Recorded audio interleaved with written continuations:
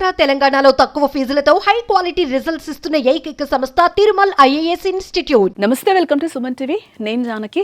నేనైతే టోటల్ గా cabinet meeting అయితే జరిగింది తెలంగాణలో. దీనికి సంబంధించి అయితే సీఎం రేవంత్ రెడ్డి గవర్నమెంట్ కొన్ని కొత్త నిర్ణయాలు అయితే తీసుకోవడం జరిగింది. ఏదైతే మనం రైతు బంధు అని చెప్పుకుంటామో, రైతు భరోసాకి సంబంధించి, అలాగే కొత్త రేషన్ కార్డులకి సంబంధించి, అలాగే కారుణ్య నియామకాలకి సంబంధించి కూడా కొన్ని కొత్త నిర్ణయాలు అయితే క్యాబినెట్ మీటింగ్ లో డెసిషన్స్ తీసుకున్న పరిస్థితి అయితే మనకి కనిపిస్తుంది. వీటన్నింటికి అయితే ఒక కన్ఫ్యూజన్ ఉండేది. ముందుగా అయితే మనం రైతు భరోసా గురించి చెప్పుకోవాలి, అలాగే రేషన్ కార్డుల గురించి చెప్పుకోవాలి.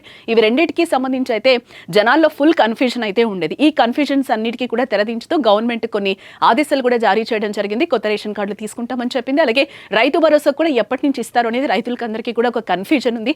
ఆ రైతు భరోసా కూడా ఎంత ఇస్తాము, ఎవరికి ఇస్తాము అనేది కూడా క్యాబినెట్ మీటింగ్ లో క్లియర్ గా చెప్పడం జరిగింది.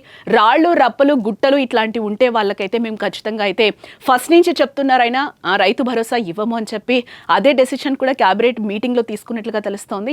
దీనికి అన్నిటికీ కూడా కొన్ని నిర్ణయాలు అయితే ఆయన జారీ చేశారు. కొన్ని నియమాలు కూడా పాటించాలని కూడా ఆయన క్లియర్ గా చెప్తున్నారు. ఎవరైతే ప్రభుత్వ ఉద్యోగులు ఉంటారో, ఐఏఎస్లు, ఐపీఎస్లు, మంత్రులు, వీళ్ళకి సంబంధించి అయితే రైతు భరోసా ఇవ్వను అని చెప్పి కూడా ఆయన క్లియర్ గా చెప్పారు. వాటిల్లో ఇంకా ఎలాంటి నియమాలు ఉన్నాయనేది మీకు చెప్పే ప్రయత్నం ఒకసారి అయితే చేస్తాను.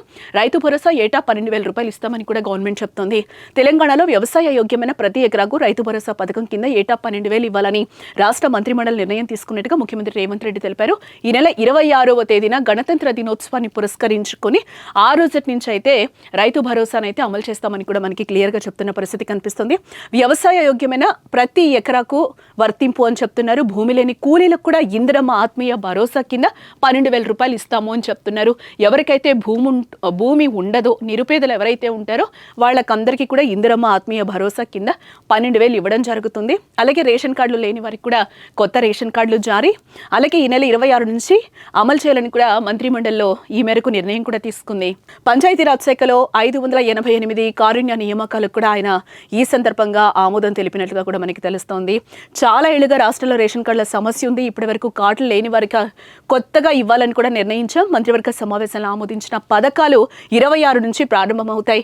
అంబేద్కర్ ప్రసాదించిన రాజ్యాంగం అమలైన 75 ఏళ్లు పూర్తి చేసుకున్న సందర్భంగా ఈ పథకాలు ఆ రోజు నుంచి కూడా అమలు చేస్తామని చెప్పి కూడా నిర్ణయించడం జరిగింది. తెలంగాణలో వ్యవసాయ యోగ్యమైన ప్రతి ఎకరాకు రైతు భరోసా పథకం 12,000 ఇవ్వాలని కూడా రాష్ట్ర మంత్రిమండలి నిర్ణయం తీసుకుంది. అలాగే ఈ నెల 26వ తేదీ నుంచి గణతంత్ర దినోత్సవం నుంచి అయితే దీన్ని అమలు చేస్తామని కూడా క్లియర్ గా చెప్తుంది. అదే రోజు నుంచి భూమి లేని వ్యవసాయ కూలీలు కూడా ఇందిరమ్మ ఆత్మీయ భరోసా పథకం కింద 12,000 రూపాయలు సాయం అందిస్తామని కూడా చెప్తున్నారు. రేషన్ కార్డులు లేని వారికి అదే రోజు నుంచి కొత్త కార్డులు కూడా ఇవ్వాలని నిర్ణయించారు. అలాగే ప్రభుత్వ ఆదాయం పెంచడం, పేదలకు పంచడం తమ విధానమని, తమ గవర్నమెంట్ విధానమని కూడా కాంగ్రెస్ విధానమని క్లియర్గా చెప్పకనే చెప్పారు రేవంత్ రెడ్డి. శనివారం సచివాలయంలో మంత్రిమండలి సమావేశం ముగిసిన అనంతరం కూడా ఉప ముఖ్యమంత్రి బట్టి విక్రమార్క ఇతర మంత్రులతో కలిసి సీఎం విలేకరులతో మాట్లాడడం జరిగింది. దీంతో పాటుగా తెలంగాణ రాష్ట్ర రైతాంగానికి కొత్త సంవత్సరంలో మంచి జరగాలని, వ్యవసాయాన్ని పండగ చేయాలని ప్రభుత్వం పట్టుదలతో చేపట్టిన కార్యక్రమాల్లో భాగంగా రైతు భరోసాపై కీలక నిర్ణయం తీసుకున్నామని కూడా మంత్రులు చెప్తున్న పరిస్థితి అయితే కనిపిస్తోంది. వీటికి సంబంధించి ఇప్పటి వరకు ప్రసార సాధనాలు ఊహాగానాలతో గందరగోళం సృష్టించాయి.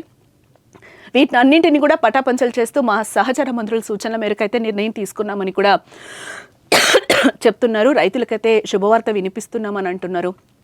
అలాగే ప్రతి ఎకరానికి రైతు భరోసా అందించాలని నిర్ణయం తీసుకున్నాం. గత ప్రభుత్వం రైతు బంధు 10,000 ఇస్తే మేం మాత్రం ప్రజాపాలనలో రైతులకు ఇచ్చిన హామీ మేరకు 2,000 పెంచి అందరికీ 12,000 ఇవ్వాలని నిర్ణయించాం. భూములున్న వారికి రైతు భరోసా వస్తుంది. తండాలు, గూడెల్లోని వ్యవసాయ రైతు కుటుంబాలకు భూమి లేకపోవడంతో శాపం కాగా వారిని ఆదుకోకపోవడం కూడా శాపం అవుతుందని చెప్తున్నారు.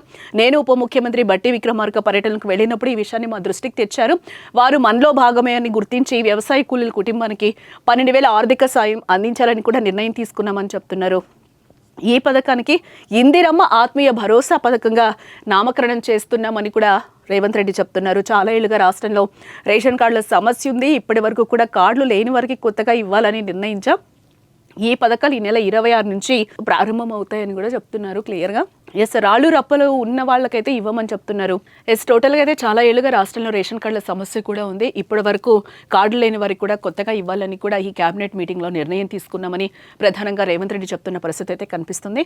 ముందుగా మనం చెప్పుకున్నట్టు రాళ్ళు రప్పలకైతే రైతు భరోసా ఇవ్వమని కూడా ఆయన ఇప్పుడే కాదు, క్యాబినెట్ మీటింగ్ అవ్వకముందు కూడా ఆయన స్పష్టంగా క్లియర్ చేశారు. గుట్టలు, స్థిరాస్తి వెంచర్లు, కొండలు, రాళ్లు, రప్పులు, రహదారులు, నివాస, పారిశ్రామిక, వాణిజ్య అవసరాలకు ఉపయోగించే భూములు, నాలా మార్పిడి చేసినవి, వివిధ రాష్ట్రాలకు ప్రభుత్వం సేకరించిన వ్యవసాయ యోగ్యం కాని భూములకు రైతు భరోసా వర్తించదు. దీనికి సంబంధించి రెవెన్యూ అధికారులు గ్రామాల వారీగా సమాచారం సేకరిస్తారు, గ్రామ సభలు నిర్వహించి ప్రజలకు వివరిస్తారు. గత ప్రభుత్వ హయాంలో పరిశ్రమలు, స్థిరాస్తి భూములు, ప్రభుత్వం సేకరించిన భూములకు రైతు బంధు ఇచ్చారు. రెవెన్యూ రికార్డులు, ధరణిలో లోపాల వల్ల ఇది జరిగింది. రైతు భరోసాలో అలా జరగదని కూడా క్లియర్గా చెప్తున్నారు. అనర్హులు స్వచ్ఛందంగా ముందుకొచ్చి వివరాలు అందించాలి. రాష్ట్ర ఆర్థిక పరిస్థితులకు అనుగుణంగానే రైతు భరోసా కోసం 10,000 నుంచి 12,000కు పెంచాం. భూమి లేని పేదలకు 12,000 ఇస్తున్నాం. ఆదాయ వనరులు పెంచటం, పేదలకు పంచటం మా ప్రభుత్వ విధానం. ఎంత వెసులుబాటు ఉంటే అంత మేలు చేయాలన్నది మా ఆలోచన. దీనిపై అనవసర విధానాలకు తావివ్వద్దని కూడా సీఎం క్లియర్గా చెప్పడం జరిగింది. అలాగే పంచాయతీరాజ్ శాఖలో 588 కారుణ్య నియామకాలు కూడా చేపట్టబోతున్నాం అనేది కూడా ఆయన క్లియర్గా చెప్తున్నారు. మొత్తంగా మనకి చూస్తే రైతు భరోసా అలాగే కొత్త రేషన్ కార్డులకు సంబంధించి అయితే గవర్నమెంట్ క్లియర్గా చెప్పడం జరిగింది.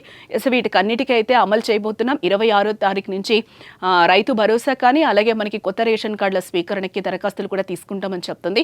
సో ఎలాంటి కన్ఫ్యూజన్స్ లేకుండా ఎలాంటి నియమాలు ఏవైతే గవర్నమెంట్ నియమాలు అమలు చేస్తుందో దాన్ని బట్టి అందరూ కూడా క్లియర్గా అప్లై చేసుకోవచ్చు. అవన్నీ కూడా మనం తీసుకోవచ్చు అని కూడా చెప్తున్నారు. డిజిటల్ కార్డ్స్ కాదు, మేము ఫిజికల్ కార్డ్స్ ఇస్తామని కూడా గవర్నమెంట్ చెప్తుంది. రైతులకు కూడా ఇప్పుడు గవర్నమెంట్ ఒక శుభవార్త అందించిందని చెప్పుకోవచ్చు. State into Suman TV.